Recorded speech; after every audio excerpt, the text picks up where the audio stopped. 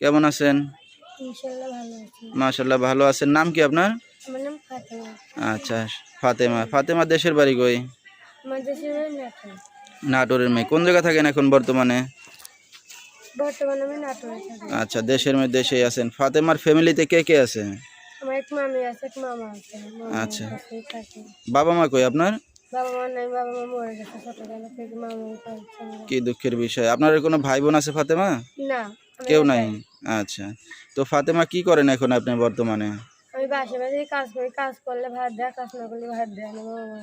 আচ্ছা, কষ্টের বিষয়। দর্শক, যার বাবা মা নাই তার দেখার মতো কেউই নাই।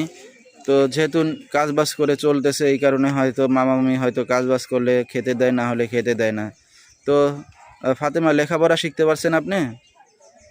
না, লেখাপড়া শিখতে পারেন নাই। লেখাপড়া শিখাই নাই। আচ্ছা, লেখাপড়া শিখাইতে পারে নাই। এই যে অনলাইন মিডিয়ার সামনে আসেন কি উদ্দেশ্য করে? বিয়ে দিতে হবে। আচ্ছা, বিয়ে শাদী করতে আছেন? আচ্ছা, একটা ভালো মনের মানুষ দরকার নাকি? পাইলে বিয়ে শাদী করবেন। আপনার সাথে দর্শক ভাইরা কিভাবে যোগাযোগ করবে এখন?